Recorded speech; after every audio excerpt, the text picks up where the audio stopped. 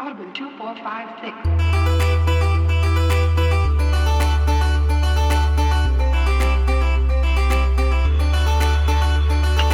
State of the Save is back with part 1 of our playthrough of Psychonauts. It's going to be a great show today. Hoping you guys caught that we snuck an extra release in this week. What? That's not allowed. Yes. We broke our own rules. We broke the rules. Michael, who's Yes. speaking right now. Hi. We broke the rules, Michael. I also talked before you introduced me. That's also breaking a rule. Yes, we're just going to start with just a bunch of rule breakers over here at State of the Save. The wild card shows. The wild card of video game podcast. The glass breaks. Exactly. Right from the beginning. Da-da-da-da-da-da. For you OGs there. Yes, for a good joke that will never get old. Of course, I'm Eric. I might as well introduce myself also. No, we snuck a episode into your feed. It's in your feed right now. The call is coming from inside the house. We talked about the past few episodes about wanting to revamp how we do File Corrupted. So we're going to kind of fiddle around with things. First thing we did is we changed the date that File Corrupted gets released on. That thing came out on a Sunday. So right now in your feed you have your first episode of File Corrupted of this season. It is a sit-down conversation about the hottest release of the year so far, Elden Ring. We have a guest, Tannel, recurring guest from the File Corrupted episode in which we debated what is a Mario game. Which sounds weird if you just give the title, but if you listen to the episode, it's a fun episode. But it was a good show. Tannel, Michael, and myself have been playing a lot of Elden Ring and anticipate some more Elden Ring talk today. Spoilers. Yeah, spoilers. But it's a good, fun episode. There was talk about George R.R. Martin and his contributions to Elden Ring. Tannel has opinions on what he probably suggested. There was about a 10-minute talk about the Ninja Turtles and suggested feelings on the Ninja Turtles. You can get a convention story of me storming out on Kevin Eastman, co-creator of the Ninja Turtles. There's all sorts of fun stuff buried in that File Corrupted episode. And here's the fun part. File Corrupted is going to be continued as a experiment this season as we try to find out exactly what we want to do with that show. So you can listen to that right after this episode. Today's going to be a fun episode, Michael. I think so. Yeah, I think it's fun. It's our part 1 of Psychonauts. Or Psychonauts. I said that really weird. It's also a late night episode, and I'm very tired / beat up. So everybody just brace yourselves. But it's going to be a fun one. This is a great game. It's a game that neither of us have any experience with. Yep. So we're very much enjoying it. Let's jump right into things. Michael, I've only been playing one video game. What have you been playing, Michael? I've also been playing one video game besides this. I feel like us and everybody else in... Is it weird to say video game media? Are we video game media? We're not press. No. I would not. If you consider us press, please. I'm sorry. Get better at checking your sources because we are not press. But let's say video game media. Pretty much everybody in video game media is playing Elden Ring. Yeah, I know we just did a whole episode on it, but let's do an update on our playthrough of Elden Ring. Michael, I have successfully beaten the first of the major bosses. Our first demigod. Yes, our first demigod has been beaten. He kicked my ass for about 2 days, but I have done it. I believe, Michael, you are almost in the same spot I am. I believe so. We may have gone different directions, because I've also beat Godric the Grafted. He is no more. He beat me 4 times. I left for a little bit to get stronger level, take down some mini-bosses that I couldn't beat before, upgrade my weapons, went to Round Table, spent some of those smithing stones I've been collecting and just haven't been using. So then I summoned a warrior lady and a jellyfish, and we took him down first try. And now you have like the second Fallout 3 coming out of the vault moment, where you realize this game is freaking huge. There's a moment in the show in which we talked about the File Corrupted on Elden Ring, where we had a conversation about wondering how large this map actually is. Pretty big. Yeah, I guess pretty big. I guess Tannel had a little bit of a concern about a lot of it maybe being unpassable water that kind of made the map look bigger. Once I started venturing up north and maybe northwest a little bit, this is a big ass map. One of the things you said that is very true, it has the Fallout 3 moment at the beginning of the game, maybe an hour in or half an hour in, that opens up into the open world. But after you beat Godric, the Grafted, who I did not beat in 4 tries, it took me probably closer to 30. No, probably around 20. Around 20 times. It would have been much more than that if I didn't just leave and then come back later. I got a little bit hard-headed with them because I figured out my strategy pretty well, but it was just the execution that was... And also, I did not find my companion character until maybe 15 tries in. So there was a lady inside the castle there that you can meet, and if you talk to her, she'll come help you fight the boss. Well, I never went that way. I had snuck my way over some rooftops and snuck my way around the side. I never even passed her. And so when I actually had to, basically I went out into the castle just to fight people and try to level up a little bit, and I stumbled across her then. And yeah, she helps out a lot. That's right before you walk into a giant dude blocking the stairs. Oh yeah. But see, I never fought him originally because I snuck behind him. I had a long convoluted way that I got where I needed to be. I did one of those things that's very common in From Software games, where I traveled a path that looks like you're not supposed to be there, because it looks like maybe you're exploiting geometry, but then you end up in the place you exactly should be. So it was one of those moments where I spent a lot of time being like, any moment it's gonna break here, because I shouldn't be on top of these roofs. And then all of a sudden I pop up behind like all the bad guys. We talked about this before, but I'm really impressed with how much it feels handcrafted in a game this size. Like, nothing feels like it was placed by AI and they just like moved stuff around, like gave it enough spacing. This feels like every single piece of this game was handcrafted, and it is. I'm constantly at awe with this thing. Oh, I've put a pretty good amount of time in it now. I had about, when we did the File Corrupted episode, I had probably about 12 hours in. I think I'm pushing 20. That's where I am at too. I'm about 18 to 20, somewhere in there. It's other than our game today, Psychonauts, it's the only thing I've been playing. Same. And I'm amazed because usually in these kind of games I want to sit down and only play them in long spurts. But this game is actually pretty good about being able to play it in short bursts, because with it being an open world game, I can just I know I don't have time to go really fight this boss or try to walk my way into this castle. But I do have time to just ride out this direction and go see what I find. And so, because of that, it really walks itself into a situation where it's not like Dark Souls. When I played the first Dark Souls, I never wanted just to play for an hour. I wanted time to really get into it. With this, I can hop on, I ride out to the plains to go visit a tree I've never seen before, maybe fight some guys on the way there, find a new state of grace, and then I can call it a day, and then spend my meaty play sessions really chopping away at the main progression paths. You know, and that's it's very fun. It's very nice. I was worried this would be something like Red Dead Redemption 2, where I'd feel like I'd have to carve out an afternoon to feel like I'm making any progress in it. But this is.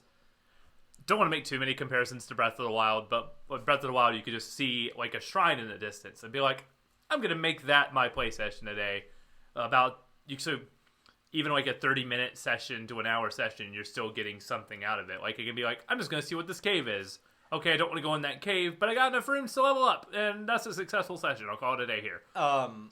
Red Dead Redemption 2 is a game that I played a little bit of it, but I had a situation where when it first came out, I never could feel like I had the time to really invest in it. Same. And when the pandemic thing hit, and we were all locked in our houses at the beginning for a long time, I kind of really put some time into it. But it was one of those games I never felt like I could just hop in for a little bit. I needed to sit down for a couple hours, really make progress, and that limits my ability to engage with the game just in the lifestyle that I live.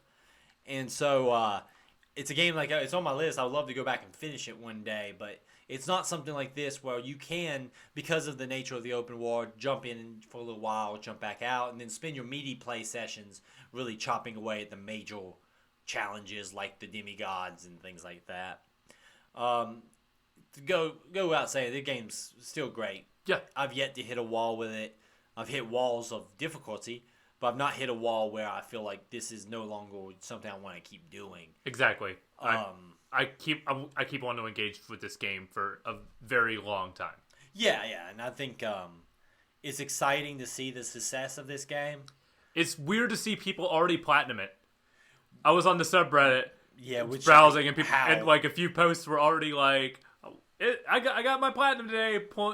I think it's at 0.01, so 1 in 1,000 people who own it have platinumed it. I wanted to. I didn't have time this weekend. Just pop my head in a GameStop just to see how many people returned the game, to see like if people were balled in like the fantasy with George R. R. Martin. Oh, it's gonna be like a Skyrim type thing, and then nope. Yeah, that was my theory. Is like how many people bought it and then realized this is not the game for them, and returned it. But I mean, I'm very. It's always exciting to see. I know it's a very much a Dark Souls game, but it is a new IP, and it's always exciting to see a new IP have a big like takeoff success. Oh yeah. The thing that I've learned the older I get is the more frustrated I get at the concept that everything that's massive and has big budgets has to be sequels. You know, every big budget movie needs to be a sequel somehow, and every game that's got a huge budget needs to be a sequel or something, or a remake, or based on a property. It feels like in terms of games, we've gotten a lot better with that. It seems like there's a lot more new IPs now than there were at the beginning of like the previous generation. Yeah, at the beginning of the generation, everything was a sequel to a new Assassin's Creed, a new even being this, that, and the other. Even being like following PlayStation 2, especially, it was like, all right, Naughty Dog has a new system. What are they going to do with it? Another Uncharted. Yeah, it ended up being a great Uncharted, but still, it was like the cycle of like they have a different IP for each generation. What's this one going to be? It's Uncharted. It eventually became. Then it was like more Last of Us too on top of that too, but it was just like the new IPs started to like happen at the later into that generation, and at especially the beginning of this generation. Well, it's exciting, and it's exciting that I mean, it was very true. You're very true. Like on the Uncharted situation, where that was good. Like, I don't think there's a bad Uncharted game. Oh no, but it was just not as exciting as seeing when they first released like the first Last of Us. Mm-hmm. Or like towards the end of PlayStation 4's generation, they really got a lot better with that, with like Horizon, and Ghost of Tsushima. I would even say like God of War. I know it's a established franchise, but that game is so vastly different than what the other ones were. I've played the first 3 God of War games, but it's so vastly different than what the reimagining kind of was, that it almost feels like a new IP, because it's and so I'm more for that. And Microsoft was in the same boat. It was, here's the new Gears and Halo, Gears and Halo, Forza. Yeah, and it was Halo kind of took a downturn a little bit, and then Gears was kind of okay. But even with this generation, like, we got a Halo that was different. I still think Halo Infinite's a great game. I know the community's kind of turned on it, but I think I was about to say some of the conversation around the game soured a bit. I feel like the community souring on it. Like, listen, 343 has done a questionable job in post-release support. They run like repeat events where you can like, here's a chance to get more of that samurai armor or more of the cyberpunk armor. And it feels weird to be in repeat events on the first season. In the first season, yeah. The campaign I think is great. The open world campaign stuff was amazing. I loved all that.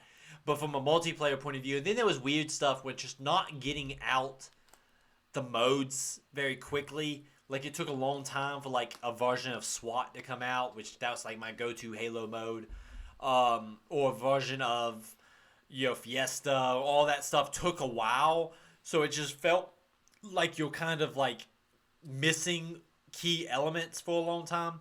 And this season, and it just feels like they're not supporting it the way most people are accustomed to big big online multiplayer shooters get supported now. Yeah. And in some ways, I do cut them some slack. Like I use Apex as an example.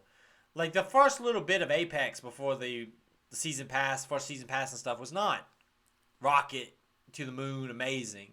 It took a little while to get that steamboat rolling. But this does feel like it's a lack of support. But the base game, what that game is still amazing. The campaign is great. Probably the best Halo campaign since 3 or Reach. And the multiplayer in itself is great. The balance is perfect. There was one map that I don't like in the entire game. That's pretty good statistics there. Yeah, everything else is great. Weapon balance is fine. So, like, playing that game is enjoyable. The community, I think, just isn't very satisfied with how they've supported that game.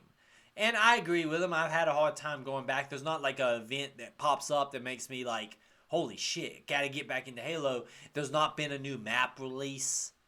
That's very disappointing. Like, even if it was just a map, every once in a while, hell, remake some maps.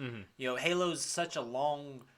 I don't know if some of that they don't want to bite into the Master Chief collection. That's probably it. Maybe you don't want to make remake on maps. You don't want to do a new 2 Fort because people just won't go play the Master Chief collection and play 2 Fort. So you just won't do it. Just take maps from other games. I think we're about due for another facility. Oh yeah, facility, dude. You want to do that? I mean. Oh, hey, I actually do have a game of Elden Ring I didn't talk about because I didn't talk about it in the last show. Oh, yeah. Time Splitters 2. Oh, yeah, no, that's a video game. I got Time Splitters 2 for $2. Same. This can be a segue, too, because it's an original Xbox game. Time Splitters... Plant the seeds of your segues early. I like it. Exactly. And they will grow to beautiful segue trees. One day. Time Splitters 2. I... got this off of your suggestion. You were like, hey, remember, Time Splitters is great. It's $2.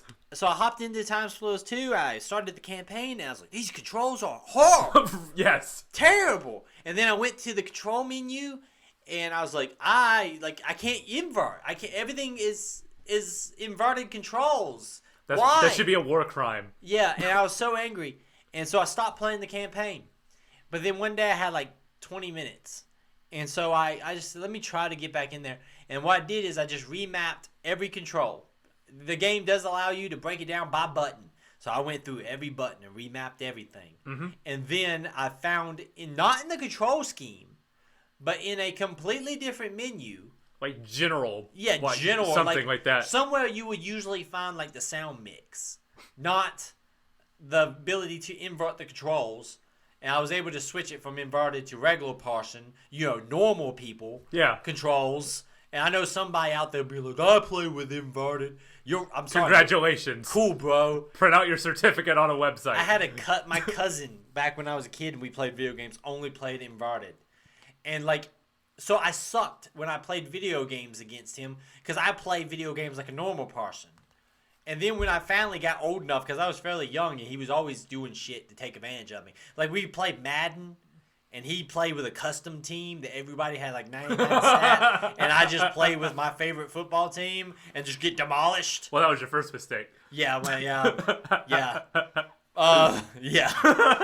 Yeah, my team's not exactly, but even if I played as the best team of the year, I still would get demolished.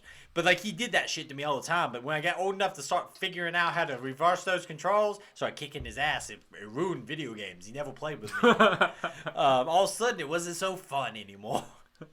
But no, once I did that, I hopped into the challenge mode in that game, or the arcade mode. That's so very robust. And damn, I just did that for 2 hours. I have not started the campaign in Time Splitters 2, but I've played Time Splitters 2 for 2 hours. Because I'm just playing all the arcade challenge mode. Oh, the multiplayer challenges are amazing. And sorry to take this from you, but they take a multiplayer mode and fill it with themed bots and give you a challenge. There may be a challenge where every time you kill the enemy, they get smaller. So and the same way with you. So the mission is to make them so small that they disappear, or you have to kill. Each a weapon, a version of early gun game, even. Like, if you played the gun game mode in Call of Duty, where you start off with, like, a pistol, and then every kill you get, you move up a gun. There's a version of, like, that already in Time Splitters, too, where every time you kill somebody, you get a better gun. And there's one where it's team deathmatch, but you're all snowmen carrying flamethrowers, so you die instantly. Yes. It's a great game. I'm going to play the campaign pretty soon now that I got my controls fixed. And I was sitting there going, maybe we should play Time Splitters for the show, and maybe we will one day. Maybe we will, but we won't jam too many original Xbox games in the first half of the season here. But Time Splitters 2, it holds up. And, and the great thing about that game, one, the weapons are really good for a first-person shooter, especially a console shooter of the time. But second of all, the art style is so cartoony that it actually holds up really well. It does. Like, it's not... it still looks good to this day. Yeah, like, you can look at, like, a first-person shooter from, like, even the Xbox 360. And if it went for, like, a hyper-realism, it doesn't hold up as well. I love my cameras smothered in Vaseline. Oh, yeah. But this thing is so clean and, like, a fun art style that it really holds up. Like, it doesn't look super dated because of that. At the same time, now that I've enjoyed some of it, I get the hype that, yeah, man, it would probably be great to have, like, a nice remastered or something of this. Time Splitters, not having an Xbox, having a PlayStation 2, Time Splitters was my Halo. Yeah. That was my multiplayer game of choice through and through. So. I didn't get Halo until later on. So mine was Project Snowblind. That's a choice. Play Project Snowblind? I have not played Project Snowblind. It came out the same month as Halo 2. When we first concepted this show, we made games on a list. Eric wrote down Project Snowblind. I went, wait, what? I mean, I'm all for that. It is a spin-off of Deus Ex. What? Okay. Yeah, it was supposed to be a Deus Ex game. Sold. All right, let's do it. It's a first-person shooter that came out on the PlayStation 2 and the Xbox the same month that Halo 2 did. Ooh. So, boy, that went well. And it's a cyberpunk shooter with good guns, every gun having, like, crazy alternate fire and lots of weapon abilities, and there's like 20 different kinds of hand grenades, and it's a really, actually, I've played through the thing. I must have played through it like 5 times, because when I was younger, I didn't have a lot of money, so you just play through the same games. It's the same reason I played through like the Lord of the Rings, the Two Towers on the PlayStation 2. Like, oh yeah, we played Battle of Helm's Deep. Always. Yeah, keep going back. I fought that battle so many daggum times. But Project Snowblind, great game too. We'll talk about it one day. That game occupies the same place in my mind as PsyOps, the Mindgate conspiracy. I don't know why those two are connected in my head. Please don't do that to my Project Snowblind. I love Project Snowblind. I must have played every bad first-person shooter from the PlayStation 2, Xbox Era, all the way through the Xbox 360. I played every bad license game. I rented Batman Dart Tomorrow. I'm sorry. That game's terrible. You know what I love? Knocking dudes down and having to handcuff them or they get back up. Oh yeah, that's great. Gonna be fun.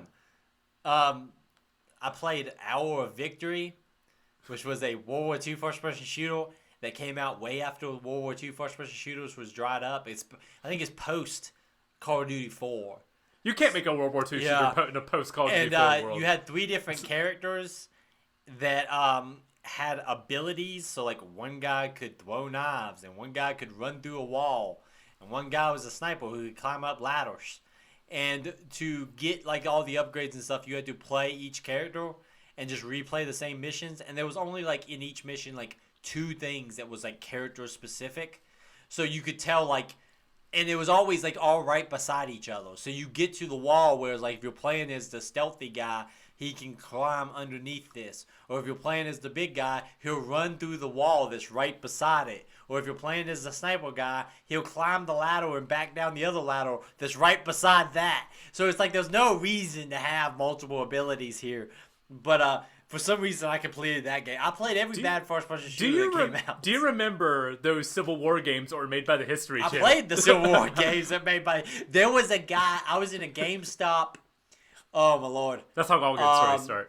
It was a Funko Land. Oh, no. It was a Funko Land, actually. Let me clarify. It might have been a Funko Land that became a GameStop. Whatever, it does not matter. He was so fucking hyped. He was an employee who worked there, and I don't know if he was just trying to hype people up to get the game.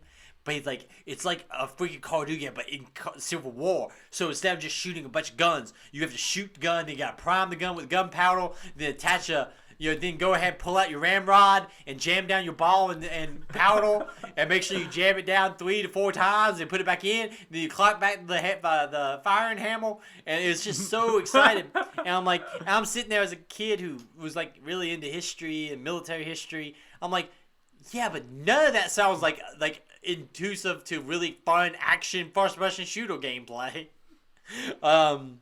There apparently is like cool sim first-person shooters that are based around like the Civil War and stuff. I watched some on like YouTube, and but they like play it more like a shooter simulation than a fast-paced first-person shooter. Yeah, you need like a lot of strategic elements there. Like people are forming lines and shit in those games, and like firing in volleys. Which I'm all for, but like it's not that those History Channel games were not that. I can understand the need for that because around that time in my head I was like, I want a American Revolution game. That'd be awesome. And then the thought of like being like, no, there's no way to make that fun. Were you really into Assassin's Creed 3? I was tempted. Then I saw reviews and went, this is not what I want. Because I got that day freaking one. Because I liked the Assassin's Creed franchise 1, and 2, I was like I said, I'm into history and stuff, and I was like, oh, you could play as a Native American character in the American Revolution?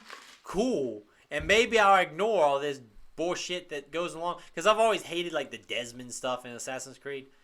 I just want to do the historical stuff, and like the more they get away from the historical stuff, the more I get frustrated and pissed off. Let me tell you, Black Flag is the one you want.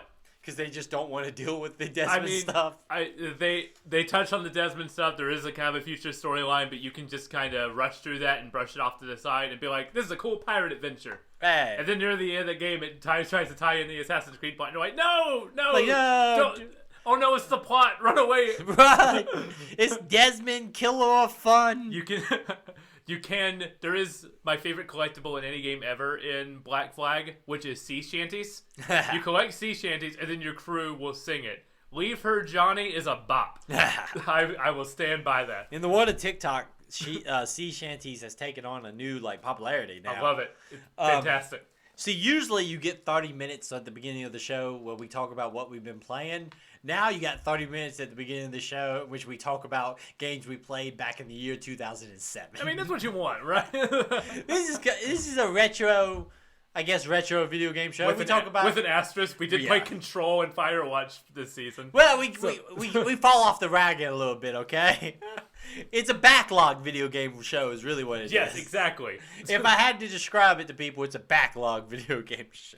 But now let's talk about something that did not come out in the past 3 years. Psychonauts. Yeah. Speaking of video games from the PlayStation, original Xbox, GameCube era. See, there's a segue. That tree just took a while to grow. Psychonauts. We have had some experience with the Tim Schafers of the world, and this is, of course, his game that is right after Grim Fandango. Yeah. So, which if you don't know, we did Grim Fandango for this show. It's back there on season 1, so if you want to go check that out, it's a great time. This is I talked to you about this. I was worried at the beginning of the game because I enjoyed it, but I was like, I don't know, man. There's not a ton to link onto, but definitely is back heavy in this section. Yes. And you said that you kind of went back after completed the first part here and watched some of the cutscenes. You said there's a lot of foreshadowing and things like that going on. That's pretty cool. So I think it's going to be a very interesting conversation. General opinion so far of the game. How are you feeling about Psychonauts? I am starting to understand why this is so well regarded. I really liked the beginning of this section. I liked the end of this section. The middle part was just it felt unfocused. Like it didn't know what type of game necessarily it wanted to be. It was like a little bit of a platformer, a little bit of an adventure game with like a hub area. It was like a mishmash of feeling like was a 2002. I just took elements from 2002 games and like threw them together. But especially near the end of this section, it becomes a lot more focused. And like once we get our main objective in, this game gets great. It almost feels also from a human point of view, like almost like the writing doesn't quite know what it wants to be. Towards the end, you really start to, like, it seems like the writing gets a lot more crisper. The jokes get better. The humor's better. It seems like at first it's almost like it doesn't have a good. It's weird to say it like this, and I don't want to offend any of the writers because we talked about the pedigree of these writers. The guy wrote fucking Portal and Half-Life Episode 1 and 2. Like, he's got a pedigree. But it feels like almost like they don't have a good grasp on the characters at the beginning. And it takes them a while to actually get the humor rolling. Because at first there was like some little bits that I enjoyed, but a lot of it just felt flat. I think it starts strong, and this section ends strong. It's just that middle part there when you're like wandering around the campgrounds is, it feels scattered. Like the writing and everything feels scattered. It doesn't feel cohesive. Yeah, it feels very it feels like they have a desire to make you really want to like learn the environment and learn the camp, but without giving you really good reasons to go visit everything other than collecting cards and stuff for upgrades. It just kind of felt like I was killing time until the game actually took off, because the game has such a strong visual style when you're inside the mines. Mm-hmm. That when I was outside in the camp, I felt very much like this just doesn't feel as cool or as interesting to me. Yeah, let's go ahead and jump in. Okay. Psychonauts, we are playing as our character Rasputin. Named after, I'm assuming, the Russian era, 1915 era character that is in and out of history, who is a real person. But boy, some of the stories you're going to hear about him are possibly fake, but then maybe they're not. Would you like a little bit of Rasputin history? I think I'm all right now. No, I mean, real quick. Okay. I'm going to tell you anyway. I appreciate you trying to you like, save the listeners, but too bad. The rumor was that to kill Rasputin, they poisoned him. Then they shot him like 4 times. Then he stormed out into a night. They had to track him down, stab him a bunch. Then they threw him in a river. And it wasn't until like 3 days later that they dug the bag out, and he was like claw marks all in there. So like apparently it took like 6 different ways to kill Rasputin. In reality, that's probably not how it went down, but that's the whole like wise tale, right? There's a lot of vodka before that story went down. So oh yeah, it's like it's pre-Russian Revolution. Yeah, it's like yeah. You want to talk about Russian Revolution? You want to talk about World War One? We talk about what? So all the listeners stopped. They're like, fuck this guy. No, we play as our character Rasputin. He has snuck in to a summer camp dedicated to training psychics. Yeah. And ran by 3, would you say, like kind of like legendary heroic psychics that formed these this team called the Psychonauts. Yeah, we have Coach Oleander, and we have Sasha 9 and Mia Videla, who are like the main like camp counselors. Yeah, they're like your main 3 characters. There's one more character that we're going to get introduced throughout the game, but we're going to leave him to that point. Mm-hmm. Rasputin is snuck himself into this camp. He wasn't invited. After his kind of introduction at the beginning of the game does like a really hard cold open, where like the camp is going on and Rasputin just kind of throws you right in, and it's it walks a fine line between trying to get you interested in the very like not try to do a bunch of explanations on things, but I think it almost goes a little bit too far in that, where I felt like I had no like angle point to understand what was happening here, and it explains it fairly quickly, but yeah. I just feel like sometimes you need to give at least a basic angle. I think they gave enough for me. Like, right away we have like the explanation of like the future of warfare is fighting inside of people's minds, and between that and like the military like get up like the finger pointing presentation reminded me of. Have you ever seen the movie The Men Who Stare at Goats? Yes. I don't know why that made me think of that movie, but really underrated comedy. It's about mind control soldiers Based around a real historical event. But CIA had a lot of money in the 60s. but I instantly like Rasputin. No, he's a very fun character. Which makes me instantly like, I guess Tim Schafer really knows how to write main characters, because between him and Manny, just characters who like, right out of the gate, I'm interested in these people. He's very likable. He's got the confidence level, but he doesn't come across as arrogant, which is a hard line to walk, especially in kids. Yeah. When you write kid characters, it can kind of be hard not to make the kid seem like a little asshole. Which you do have those characters in this game. Yeah, no, he's asshole, but he's not an asshole because he's not a know-it-all. He's just confident. He believes in himself, which isn't a bad trait. You know, It's hard sometimes to write like that without making them come across like they're arrogant. But you're right. I really like Rasputin. Mm-hmm. And there's a bit here going on later on that, like, watching these cutscenes again, it's more clear that, like, Oleander is going to be our, like, quote-unquote big bad.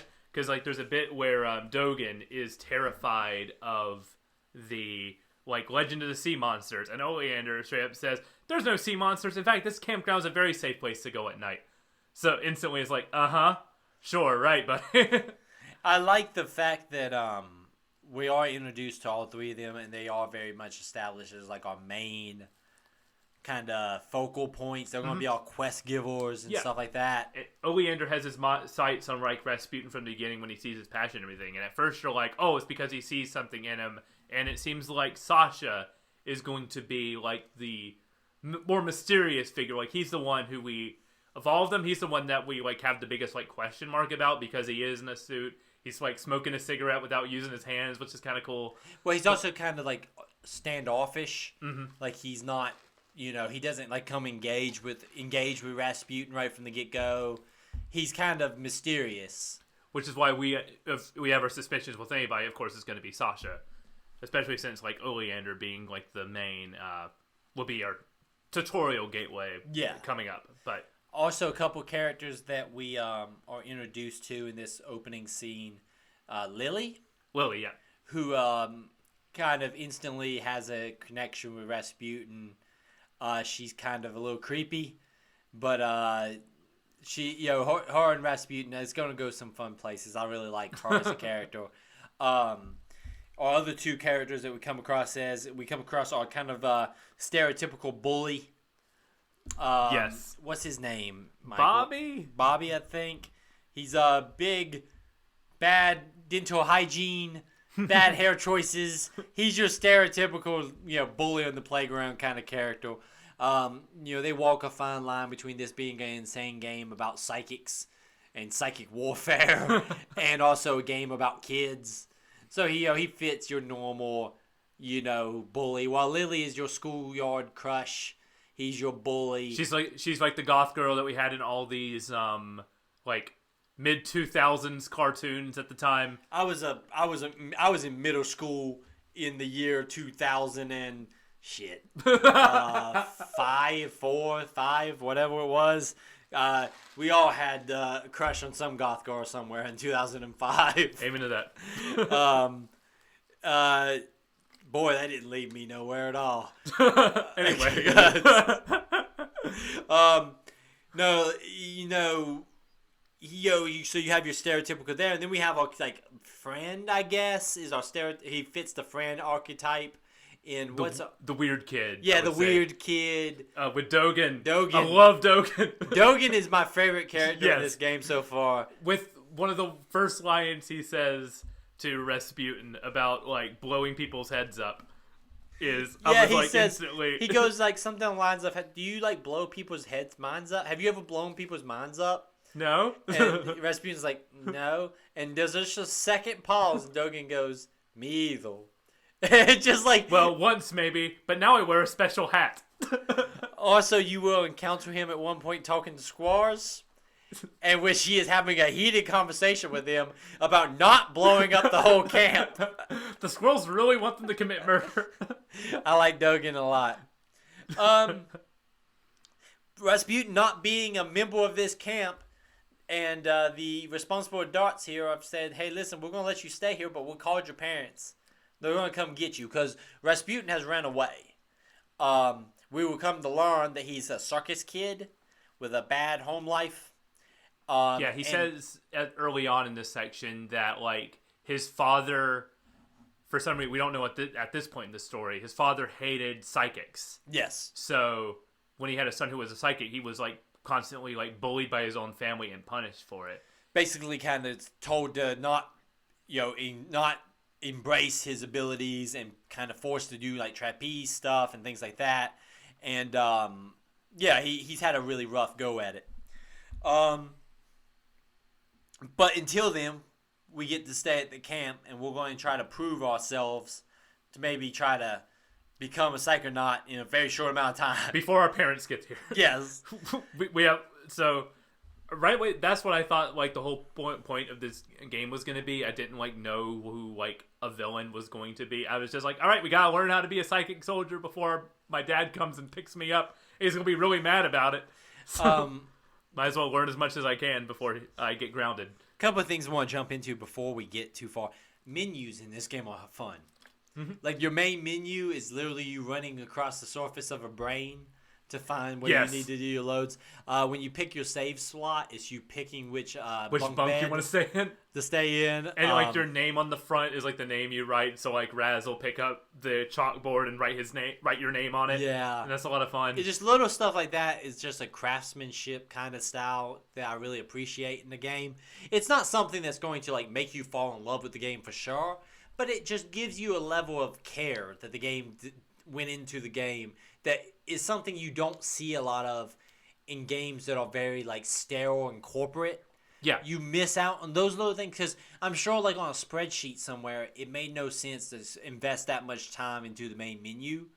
But because you did, it just adds a little bit more flair that I really appreciate. You didn't have to do it, but I'm very glad you did. Yeah. Like, it's something that, like, makes it stand out, especially for a game at the time. Like, right away when I started that main menu, I'm walking out of brain, I went, oh, okay. Yeah, it's just an extra level of care that I really appreciate. First day, we wake up after the night that we have snuck into the camp. First day, and our initial kind of class is the Coach Oleander. Oleander's. Coach Oleander's basic braining. So we are going to go to class. We get told that this is a bad idea by some of the kids sneaking out. And this introduces you to the concept that we will be going into other people's brains. Yeah. And it's a very physical representation of us doing that. The game is basically showing you that in reality, like in a physical state, you're just standing kind of like in a trance. But because you're projecting yourself into their brain, we're going to be seeing like Raz. we're going to see Raz. No, I was saying a different word. Oh. I just lost the ability to speak. It happens. The inside of their brain will represent, I was trying to say something on those lines, but for some reason my mind just went blank. Kind of parts of the psyche of the person that we go into. Yes. And because Coach is it looks like he's a former war hero, from what looks to be World War One, or based around World War One. His entire mindset is the trenches and bombing runs and zeppelins, and this is where we get basically the full breakdown of kind of like how this platforming is going to be done. It's the rules of the world as well as the rules of the game itself all thrown together. Couple of notes here. One, I really like the platforming in this game. It's pretty tight. Yeah. Even before you get upgrades, it's got some really good jumping. It's got good climbing, swinging, sliding. Like, it feels pretty good for a platformer. The only thing I wish Rasputin's shadow was a bit bigger to gauge exactly where he's going to land, but overall it feels really good. That's very true in moments where the game changes perspectives. Yes. it would be nice if we had a better guide in where he's landing. Mm-hmm. It doesn't really matter here as much, but when the game starts fiddling with the perspective on things, especially that levitation tutorial, Exactly. especially was like, all right, I need to. it'd be nice if we had some better kind of judge of where we're going to land. This whole section is very good. We learned that there's going to be basically we pick up almost like psychic implant, like memories or things like that. That's how we gain upgrades. And that it's a very simple, straightforward platform level where we're just trying to progress throughout the environment. Mm-hmm. And it's a race, basically, for the kids, the winner to get to the end, basically. And all the you see like literal children get blown up by explosions. And it's a dark like image happening, but because there's like really no danger in this situation, it makes it because they just extremely get knocked comedic. back. They basically get knocked back into their brains. Yeah. There's lots of good like visual stuff, like old like footage where the coach would talk to you, but he's being projected up on the walls in what looked like old like 1942. It was like Patton. war propaganda films, things like that. A lot of good shadowing here. The environment, like I said, we kind of meet our main kind of characters throughout the environment. Like we'll come across Lily, we'll come across Bobby. They're doing all like the platform challenges you are, but failing. Like you're climbing the gate and one of the bullies is just hanging there, can't go any further as like explosions are happening beside him. Stuff like that is great.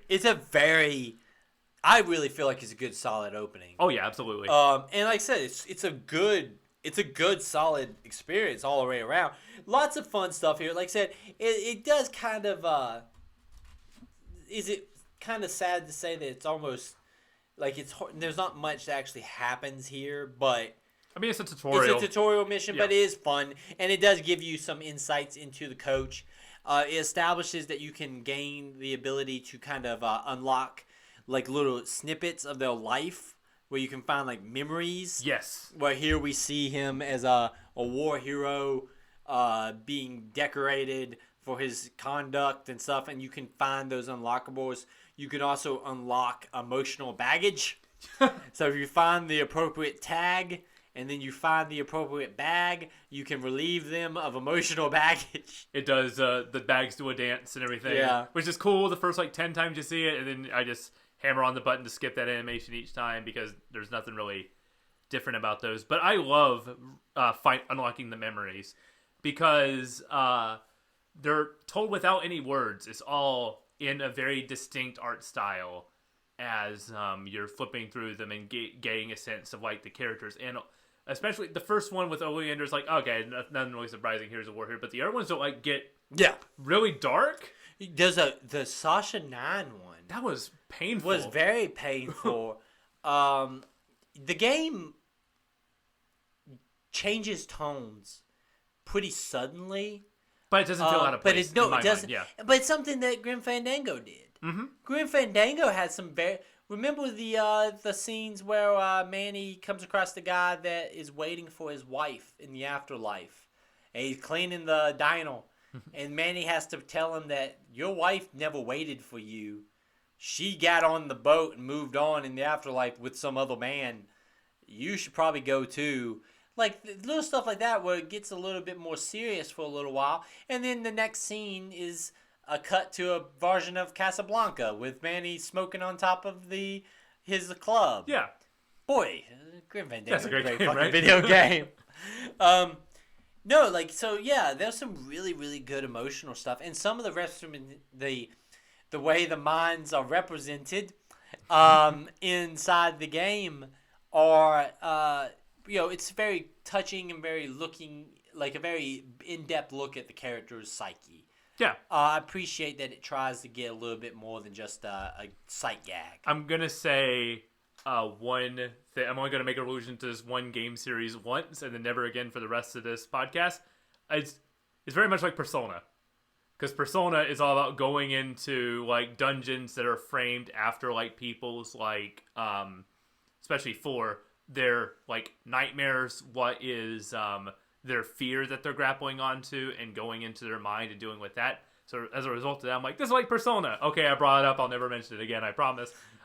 That's your one. I spent all my Persona cards in this podcast already. Yeah, if you stuck with us through season 2, it was just Michael talking about Persona every chance I had to, limit him to 5-minute spurts.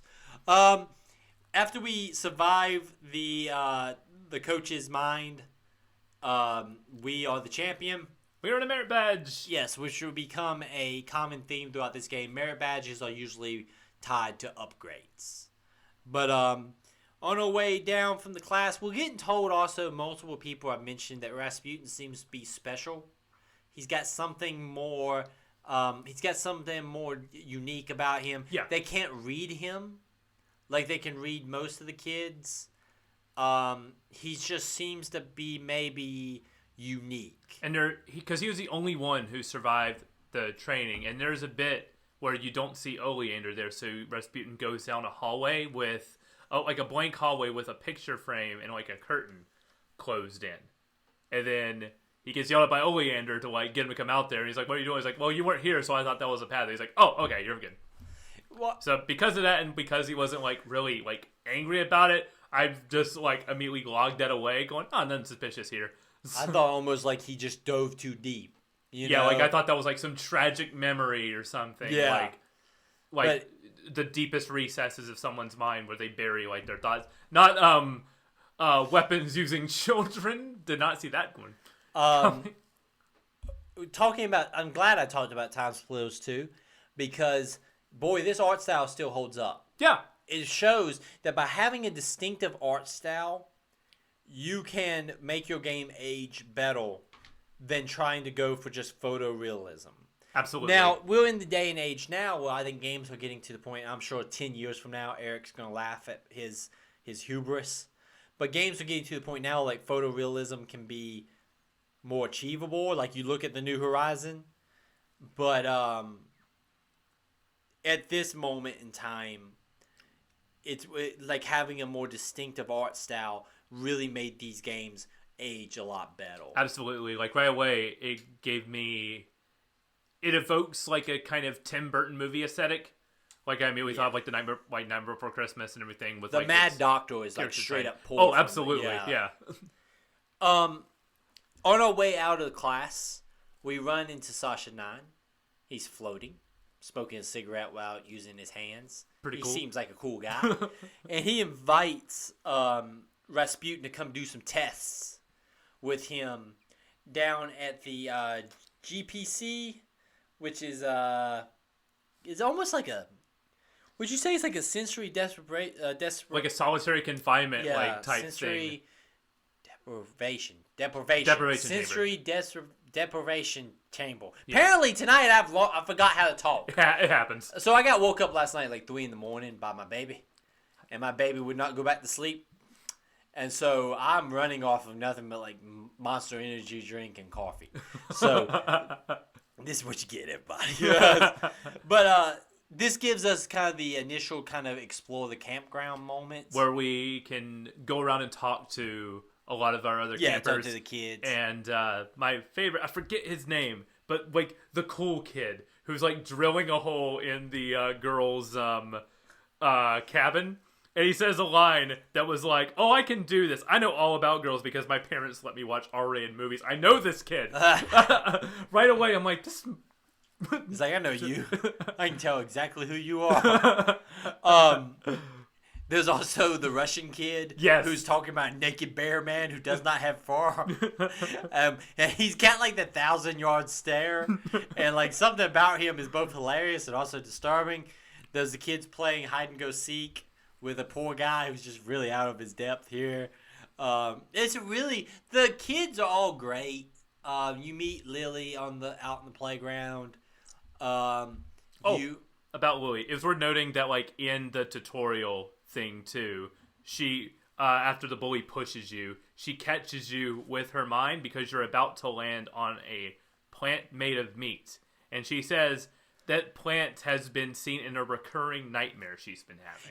She's been saying she's having a recurring nightmare, and the meat concept is something that will pop back up later in your nightmares. And it's really cool, like little hint at things to come. Because when she tells you at first that she has recurring nightmares, you're like, well, she plays like the goth kid. So, like, isn't that kind of in line with, like, the goth kids kind of motif? It's like this might mean something later, but I'm not reading too much into it. It might mean something to Lily, but not to us.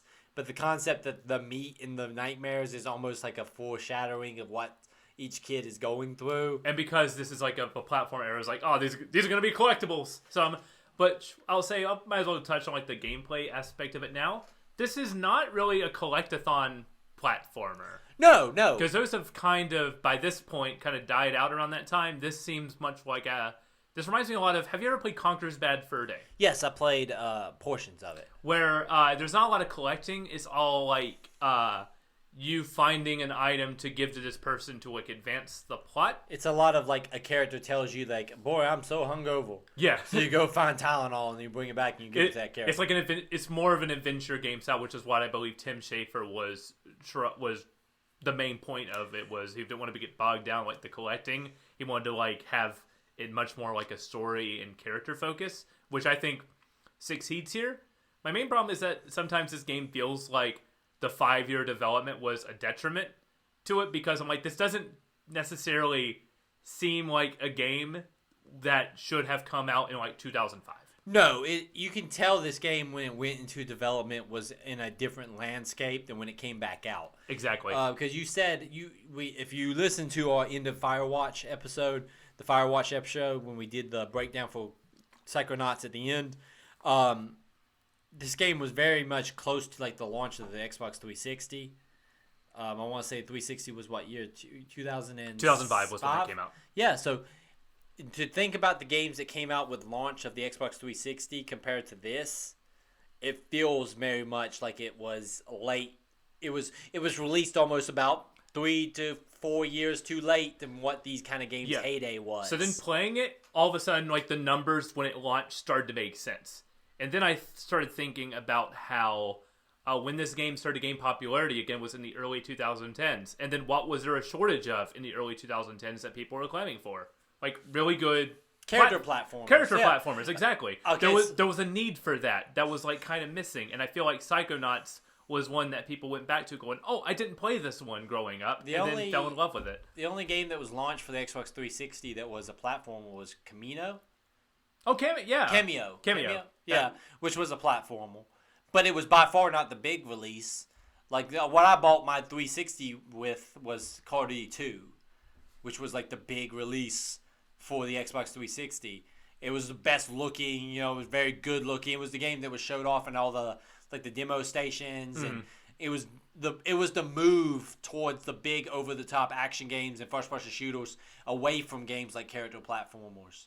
Which eventually kind of found their way back. Yeah. Like, in a world now, a game like Psychonauts 2 can be on, like, everyone's radar. Yeah. And the tragedy of this one is like, maybe if it came out just 2.5 years sooner, like I believe it was kind of initially planned, maybe we'd be on, like, Psychonauts 3 or 4 or maybe have actually played this by this point. Yeah, like, and think about it, like, character platformers were, like, the dominant genre for a long time. Like, think about, like, even, like, Jak and Daxter. That series, like, the first one started out as, like, a character platformer.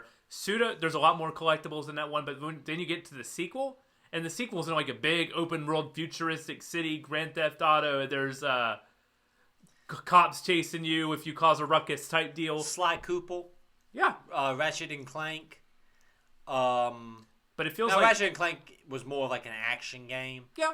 But then you had, like, games you wasn't far off from Spyro and stuff like that. But even then, like, Spyro and, like, the Crash series that kind of defined, like, the early platformers kind of had diminishing returns at that point. Because all those creators went on to do different things. Like, Naughty Dog went on to do Jak and Daxter, like we previously talked about, and what's that? Insomniac. Ratchet and Clank. Yeah, Insomniac gotcha. Ratchet and Clank. Drew a blank for a second on what they were doing. Which I feel like it's weird because you think about the PlayStation 2 era, like everyone had one of those franchises that was like one. Like for me, I liked Ratchet and Clank a lot, and I liked Sly Cooper. Mm-hmm. I would love to see a new Sly Cooper. I was a Jak and Daxter guy. Yeah, you were a Jak and Daxter guy.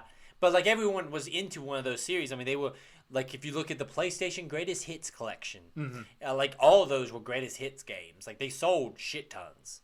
I never met anyone who had all three. There was always like one. Yeah, it's always played one of them. Like Yeah. I don't think I ever played Jack and Daxter. I only played Ratchet and Clank and then Sly Cooper.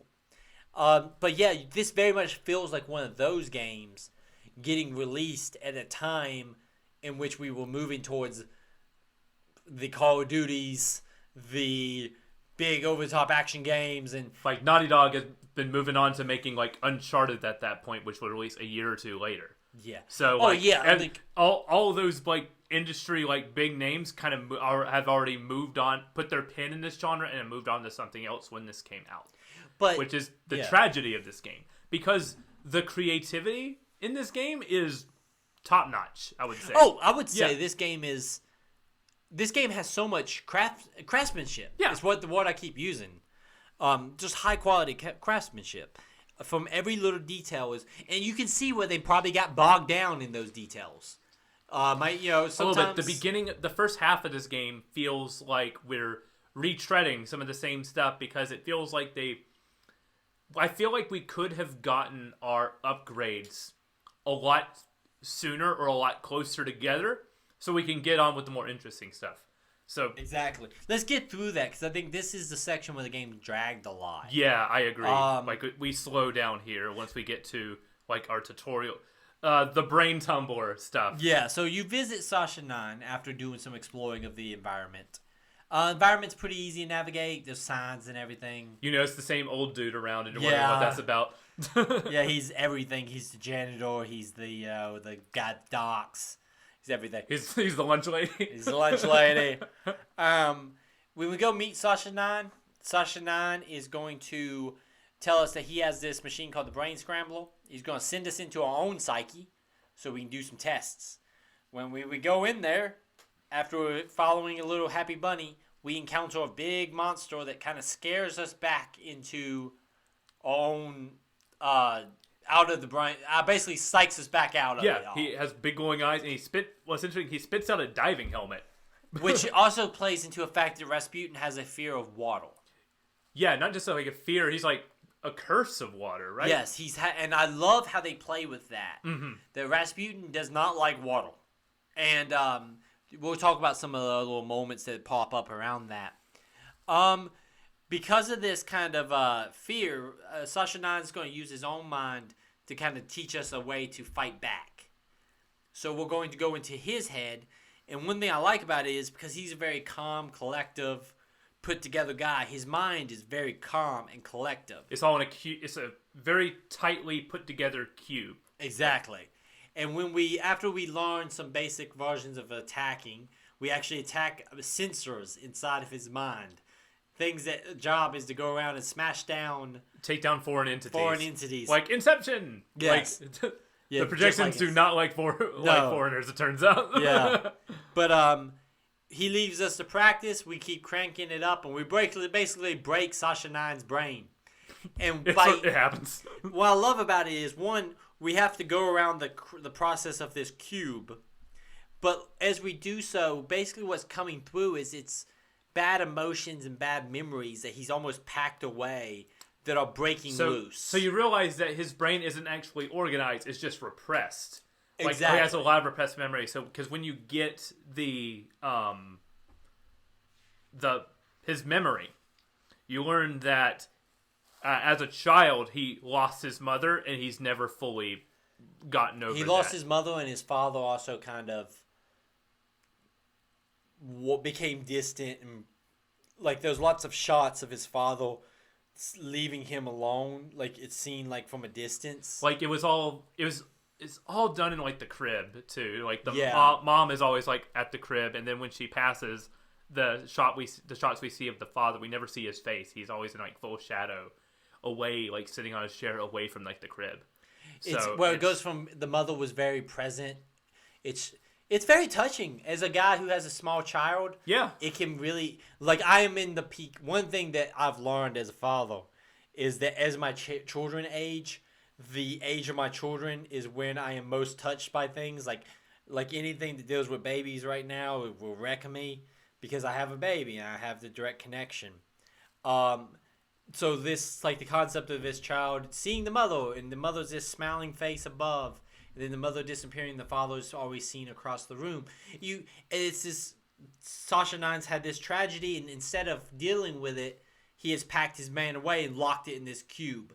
And so basically what's happened is busting through on like a pressure valve is the best way to show. It's like a pressure valve going off. And I guess because of that, he has a lot of sensors going around whose job is to like wipe you out. Because like, I imagine since his mind is repressed, naturally he has a lot of sensors whose job is like to clean it up. Like, nope, that's not here. That's not allowed here. That's not allowed here. We keep things under control here. Yep. Basically we shut off these valves by going to all the different sides of the cube, and this triggers a massive boss fight with Mega Sensor. It's a fun little boss fight, nothing super serious. We just have to take down his the spawn points of the little sensors. Because they will just constantly like buff him, go back into him and heal him. So once you figure that out, Sasha has a good line here. Once you lose control of your mind, it's very hard to get back. Accurate. Yeah, there's lots to talk about mental health and stuff in this game. You literally collect mental health. Yeah. You literally your health is mental health. After the kind of completion of this, we are sent back into Raz's mind, in which we encounter the monster, we run him away, but in the process of exploring Raz's mind, we come across a tower, and that tower, inside there, we find our little buddy being his brain removed by a mad scientist. He is it like a pepper? Like he puts pepper on him and he sneezes out his brain and is on the wall and just slides down like comedically. Like it's such like a horrifying scene, but it's played so like nonchalantly. It's kind of hilarious too. Like, exactly. Just this absurdity of he sneezes out his brain. And when we return, and then throws it down a chute. Yeah. When we return to the ward, we told Sasha 9 what we've seen, and basically that we got to get inside this tower, which leads us to having to go get another power, which is levitation. Also, in the purpose, you discover a train system that's basically a fast travel point for the entire map. This is where you get to meet who that crazy old guy is, and he is like the original Nick Fury of the Psychonauts, basically. Yeah, he sought all of them out. Yes. And I can't speak tonight either. He sought all of them out and like brought them together to form like the special team. Yeah, he's like their leader. It's good that he's also does like the tutorial in the very beginning and like that dreams skate too. Yeah. Again, the astral plane, which immediately like this is our second game of the season with an astral plane. Yeah, everything's linked. We do this on purpose. Yeah, exactly. None of this is happenstance. No, it's all happenstance.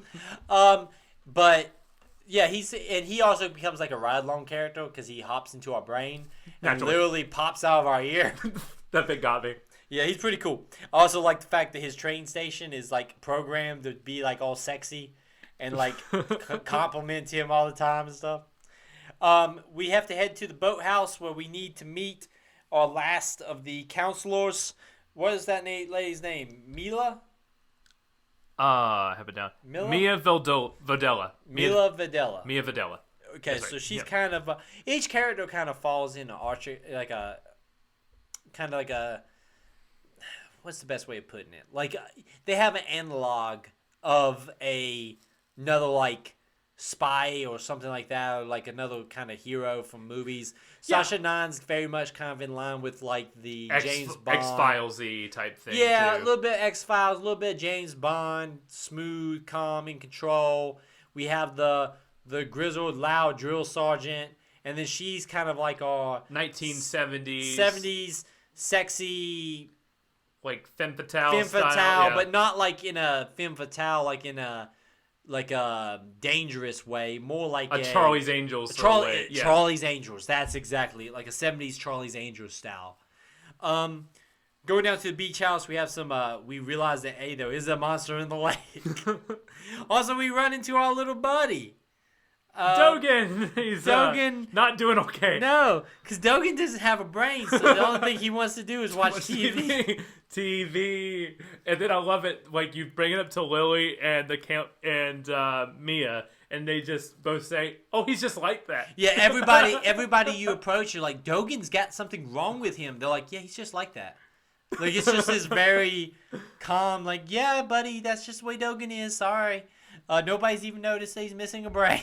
Lily here even brings up the fact on the beach that, like, I have that same dream, too, with that scientist. It's a dentist, right? And Raz is like, yeah, a dentist. So yeah, because he's invading their minds. Yeah. You know? And to them, it's all, like, it's like reoccurring dreams because it's all, like... It's like that's how their psyche tells them they're being... something's wrong. Attacked. Fun little platforming section. We get a boat. I thought it was going to be more to it than just paddle the boat over there. It felt a little, you know. It's just like, all right, we're doing this now. Then this gets to a section that I both enjoyed and hated. Yeah, exactly. It's a very fun section, but also, like, a very tedious section. Like, if they cut this down by about 10 minutes, I would have been fine with it. It's basically a platforming section to teach us how levitation works in the game. And granted, there is a lot to learn with that ability. Yes. Like, literally using it as a ball to, like, move around faster and to, like, do, like, more difficult platforming. Because there's, like, bits where you're having to jump inside of, like... almost like a bowl to you get have to in there. land like almost inside of like a flower. Yeah, it's like a flower because this is all 70s flower power dance party kind of stuff, and everybody's in there learning levitation. I like the visual representation of levitation. That is like he's running on a ball. You float by holding it like a balloon. Like a balloon, yeah. It's visually very, very good. All of the psychic abilities so far have, like, yeah, really good visual indicators. Like, the heat one has, a thermometer that'll cue up, too. And then there's, like, a laser blast with your mind where you, like, shoot his head forward to do it. No, it's all visually very good, but it's just got a little bit, like, this is just a little bit too long. We find in one of her suppressed memories that she fell in love with Sasha 9 on, like, a mission, but he does not have the same... feelings towards her. Yep. So we kind of find like a little bit more about her. I like how those are presented in like an old time like slideshow, like silent movie style almost. I really like how those are presented. This ends in like a climactic race where we have to use all the abilities that we've learned. This was fun. Win the race? I did win the race. I did too. This was fun. Yeah, you basically have to beat Bobby. Like, good. Especially, I love that. I think there's some rubber banding going on because he was like right behind me each time. So I was just like, I hate this kid. I just want to rub it in his face. Yeah, he's definitely. He does get a little bit of comeuppance in the open world later. I don't know if you ran into that, but that Russian kid, Mikhail, is dangling him upside down with his mind. Yeah, Russian kid's pretty cool. Yeah, I like him. But yeah. So basically, long story short, after we've gained this ability, we've now got levitation, so we can go back into our mind. Raz has to convince Sasha to send him back, going, hey, I need to invest... There's someone in my head that I need to, like, get closer to figure out what's going on with the dentist and everything, because I have a feeling it's going to be bad for everybody. Yeah. So after we're sent back inside, we just do some basic platforming to get back into where the tower is. And Grant, also, this is good to note, the reason why this is the third time you're in the same level. Yes. And because of that, it's like, am I going to see anything new? Because I just keep coming back to the brain tumbler. Yeah, I'm a little bit, I feel like they maybe could have streamlined this a little bit. It's not long by any means. No. But it just feels like maybe a cutscene to get us here instead of making us walk up this tower. It just feels very... it's just like, why am I back here again? Nothing's really changed. One of the big things that we do learn, if you stopped and got the psychic upgrade of the temperature thing, is that we learn that Rasputin has a deep... That's where we learn that he has a really hatred for his home in the circus. Because the thing he chooses to try out his burning things down power with is the circus. So, he also, like, escapes in the middle of the night on the world's smallest pony to get Yeah, to. I just like that detail of just like Rasputin like doing charge and a tiny little horse. Yeah. It was a great visual. As we do get back in town, this is where you see the sneeze thing. Where he makes Duggan. I thought that was... No. We're back here 3 times. It's hard for me to... It can get hard to keep things in line. Yeah. Duggan, brain is removed and sent down a chute, so we chase after it. And when we're about to grab it, a hand grabs it, throws it into a photo of blueprints that leads us to a fight with a brain-powered tank inside of a blueprint. And I'm going to spoil my thoughts on the rest of the section. From this point until when we stop playing, the game gets really good. This is where all of this section, I'm like, okay, I understand now. All the stuff inside of people's brains has visually been interesting, but this is when the gameplay starts actually really kicking up a notch. And then the writing, too, gets starts getting really sharp here. It feels like this is the point where the game is firing on all cylinders. When I said that they felt like they had like a loose grasp on the characters until this point, because all of a sudden characters just start clicking. And Rasputin clicks better. And it may have been because we spent our time, so we know them a little better at this point, too. So it may have just been like we just needed some time to get to know them more. It's like watching an episode of a sitcom. You like start out going, I guess this is fine. And then the more you watch it, the more you understand the characters and their dynamics, and you start to relate to them a lot better. So this was the point in the game I start to really like Psychonauts. So basically what happens here is that we fight this tank in a pretty good boss fight. The first section is very straightforward. Let him shoot the pillars until he revs up, shoot him with a mind blast, and then punch him. Punch his belly. Yeah. Because the tank has a belly. The second phase is a little bit more of a pain in the butt. Basically, the mind is jumping around and running like almost like a radar-style laser beam around it while shooting gas that reverses your controls, which I like that mechanic. And we have to jump the beam, basically, to get over there and punch up Smack the brain. it, yeah. It took some repetition. I lost a lot of lives doing this.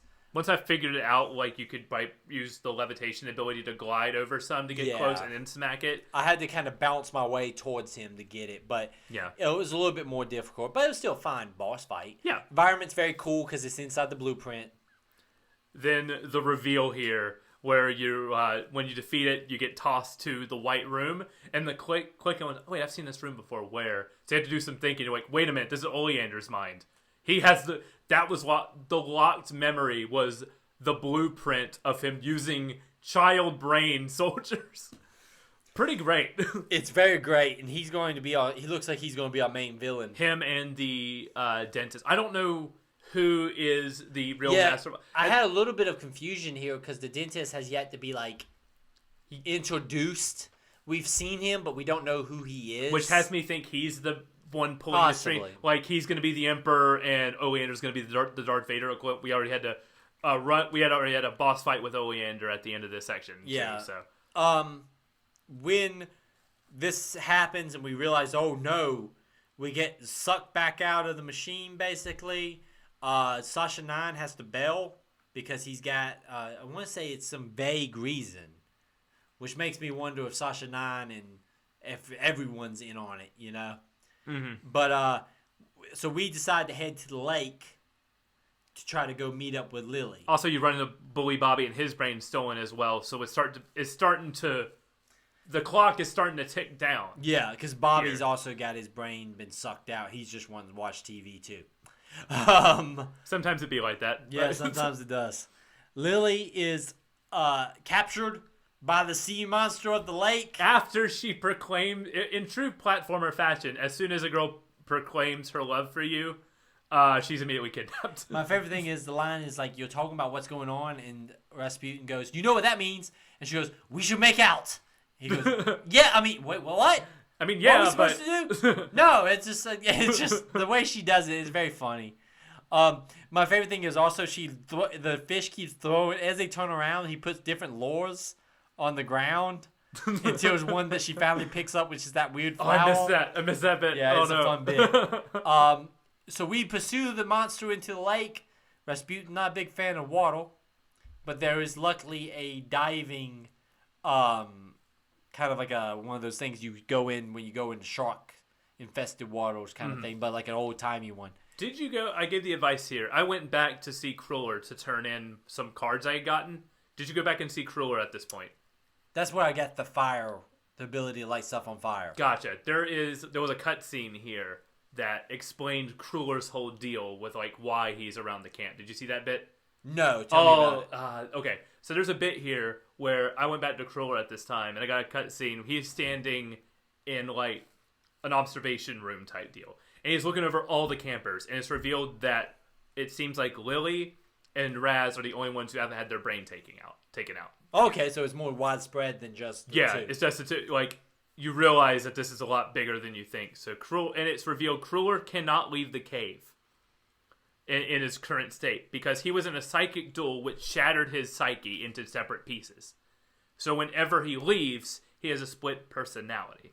And which explains why he's got all the different people. Yeah, and and what keeps his brain whole is the Psytanium on the floor. The concentrated psychic energy, that keeps his brain whole. So once he leaves the cave, he's a different person. That is actually really cool. Yeah, so I ran that bit. I think I tried to message you. I may have been too late going, like, you have to see this cutscene! Yeah, I wish I would have seen that. I'll probably catch it next time. So now now the thing is, I believe it's going to be collectible later on. We're looking for the kids' brains. And this is when I wrote, okay, this game's taking off right now. No, it's definitely getting better. I wish you saw that cutscene. Yeah, I wish I did too. Because that was like it explains why he doesn't come help. Yeah, it's also the gravity of the situation. That explains why he is in your mind. I don't know if you got the item here too. He gives you a piece of bacon. Yeah, I got that. That will summon him wherever. You also get smelling salts early on in the game that'll basically is helpful because you can if you realize that you're a little bit underpowered or you got a rank or a new psychic ability, you can sniff the smelling salts and it'll wake you up back to your body where you can then, especially if you're away from the camp, then you can use the bacon to get back to the camp.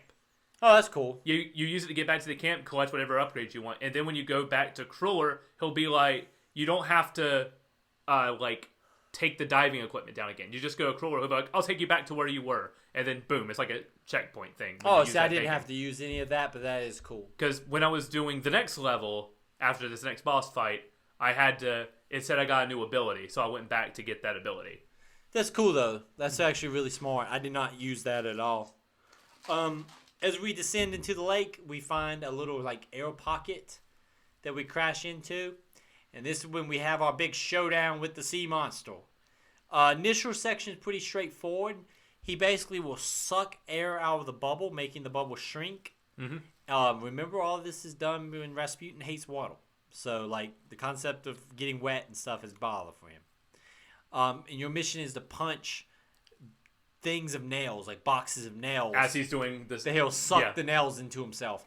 And then he'll blow them back out, and the stuff will charge out at you. You got to dodge and stuff. Mm-hmm. You do that a few times, and then it becomes a portion in which it switches perspective to that of the sea monster, and you as Rasputin have to navigate the environment in almost like a pulled back perspective. It makes the perspective a little bit more different because you have to stay within the bubble, so you can't go too far forward. Yeah, you can't leave the air bubble, so you have to time your jumps right, make sure you're not going too fast. It sounds more tedious than it actually is because it was a really pretty intense platforming section that was also a lot of fun. I really liked this boss fight. I actually like this boss fight a lot. And there were a couple of times where we'll stop and do the nails again. This all ends in a fight in which you have to fight him head on and get him to catch his little antenna inside little clams. And then you can punch the shit out of his face. But I really like this boss fight. It's multiple stages, but it doesn't get tedious. It keeps it fresh. It's a good boss fight, which is something that's going forward is going to be a big thing. This game's gameplay is really starting to ramp up. Mm-hmm. It's like they felt like they needed a lot of time to give us all the abilities so we weren't overwhelmed. So the pacing in the beginning wasn't very strong, but now it's like, all right, you got all the stuff you need for these levels. Now we can have some fun. This leads us to, after we beat him, we realize that he is not an evil creature. He's just been mind controlled also by the coach. Yeah, he has they say he has a parasite in his head that is turning him evil. So that's time when time to go in his head with a door that we stole from Sasha 9. Yep. So we use that door, we sneak into the head, and this section freaking rolls. I love Lungfishopolis. Lungfishopolis, which was a great name, and we're like, what a weird stopping point. This section rules. You are Godzilla inside of a city, basically. It's Goggalor! Goggalor! Which I love the name. The humor, by the way, at this point is really picking up. I laughed so much during this section. You are helping the resistance. Yelling, freedom!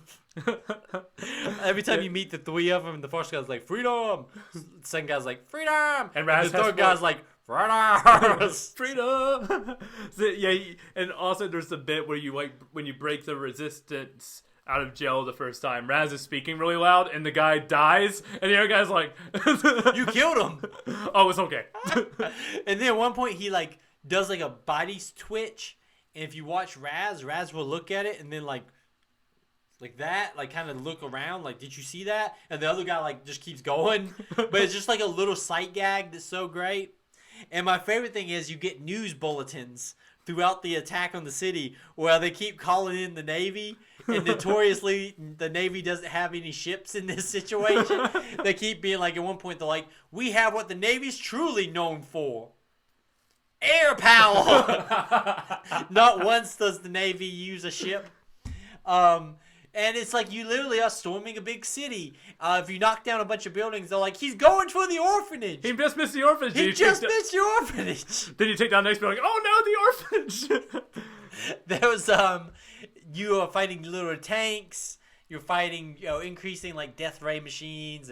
It's basically a Godzilla parody. At one point, you climb skyscrapers to fight planes on top of the skyscraper. Pretty great. This section rolls. The media accuses you of breaking out the resistance in order to pop pills and buy strippers. Yeah, they straight like women of ill repute is what they call them or something. Call girls. Yeah, call girls.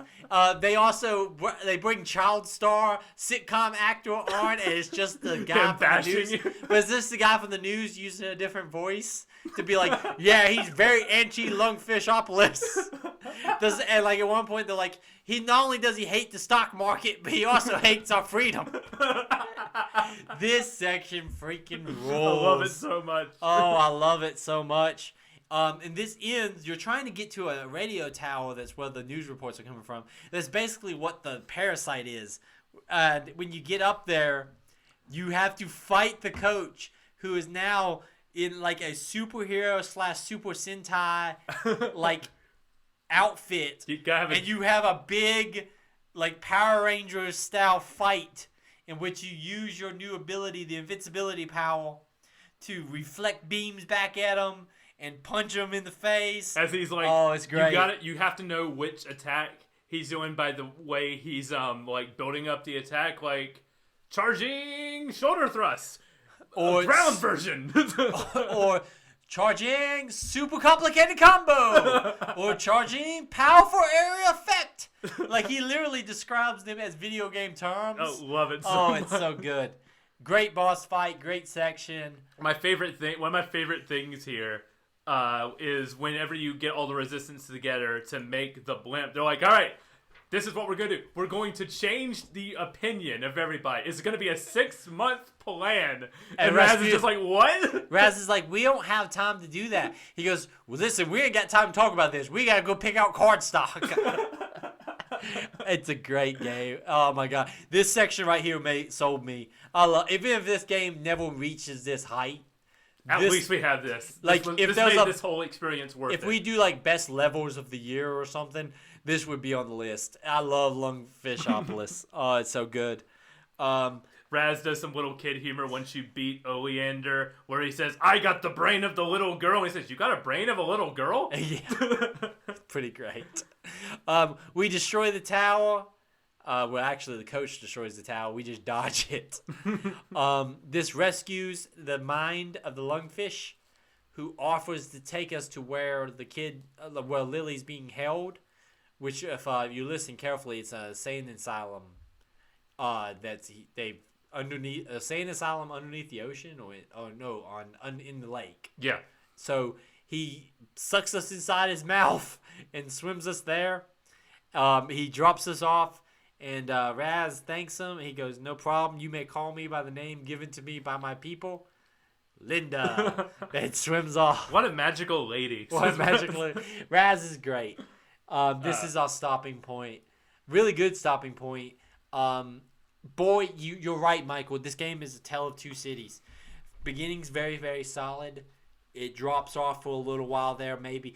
This section only took me like 3.5 hours. Same, which was weird because every single thing I checked had this as the midway point. No, I mean, but I feel like this section, the second half here, is going to take us a little longer. I'm grateful that we end up with a shorter first half because we were busy playing other stuff at the time too. I'm super excited that we also got Lungfishopolis in here. Mm-hmm. If we would have stopped before that, I would have felt kind of disappointed. Lungfishopolis is such a solid level and mission that it really left me on feeling good. It feels like this is where the game is going.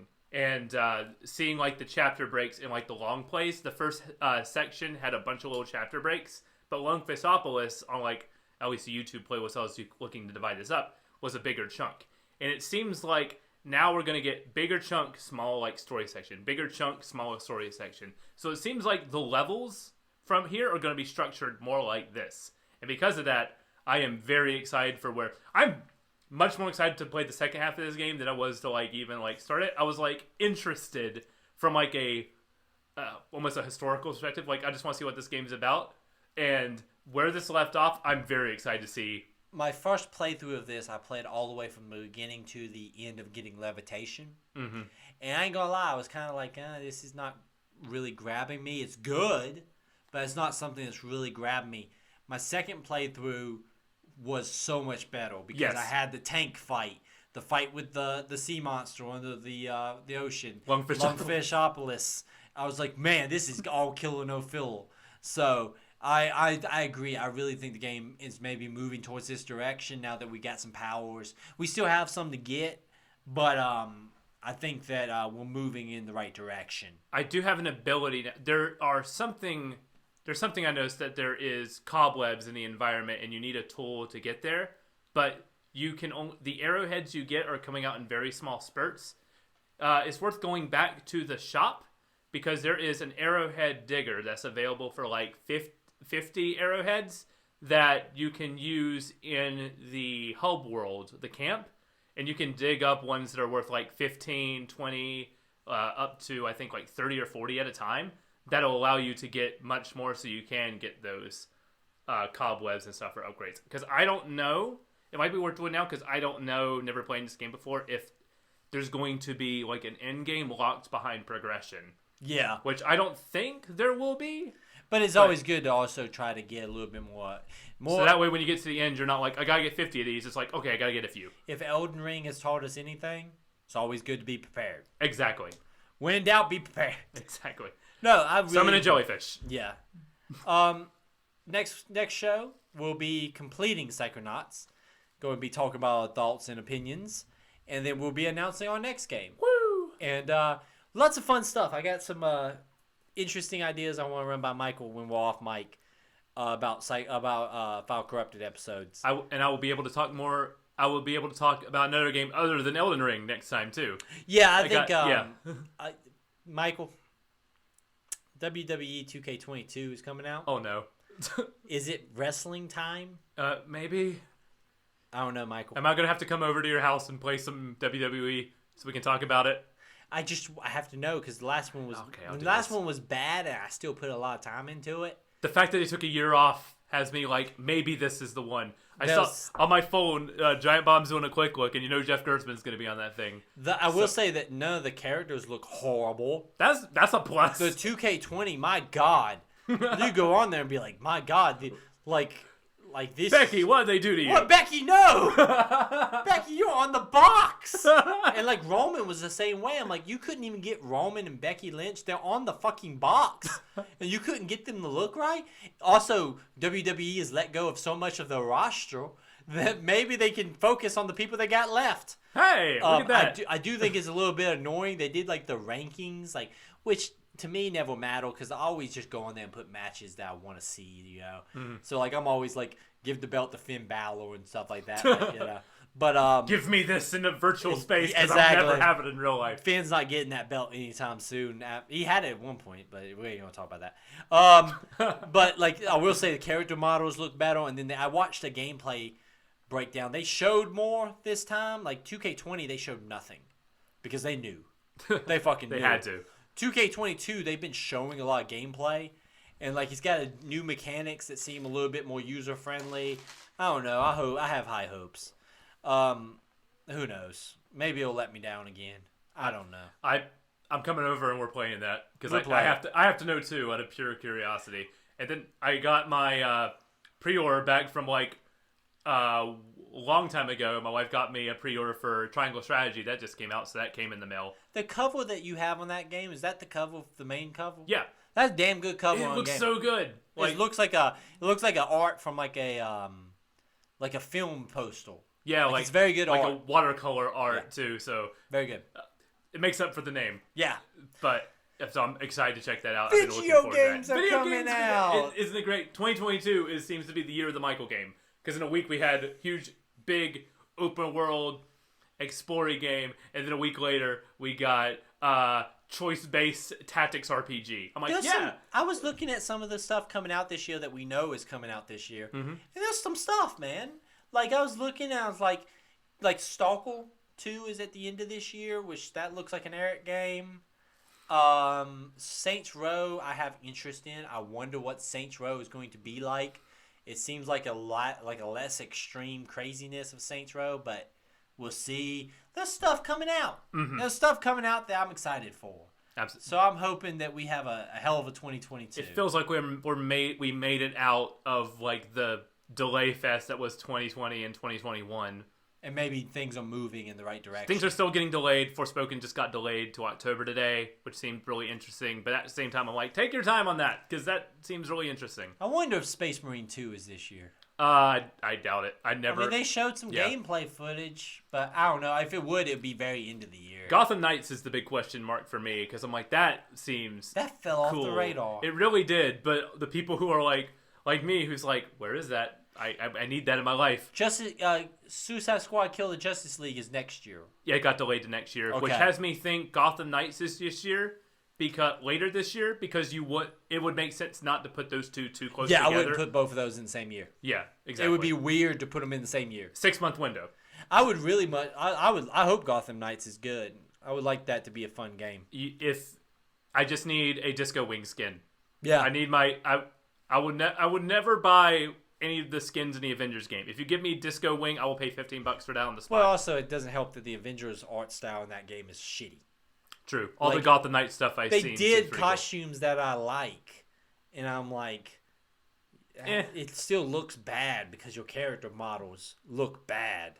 So you can put Mr. Fix-It Incredible Hulk skin all you want, but it's still going to look like shit because your models look bad. Boy, that was a miss. How you fuck up a Avengers game? We're back on this rant again. If you would like to hear Michael, Eric, and Tanner's pitch for a perfect Ninja Turtles game, you should listen to the File Corrupted episode from this week. That's a tease. That's a hell of a show. State of the Save at TikTok, Instagram, and Twitter. You can send us messages or tweet at us. We read some tweets on this File Corrupted episode. If you want to have your tweets and Instagram messages and all that stuff read, we'll read them here. We should probably get better at that because we get Reddit comments and stuff sometimes. We should read some of those. Yeah, exactly. You can also send in emails to stateofthesave@gmail.com or stateofthesave@gmail.com. As always, stay safe out there.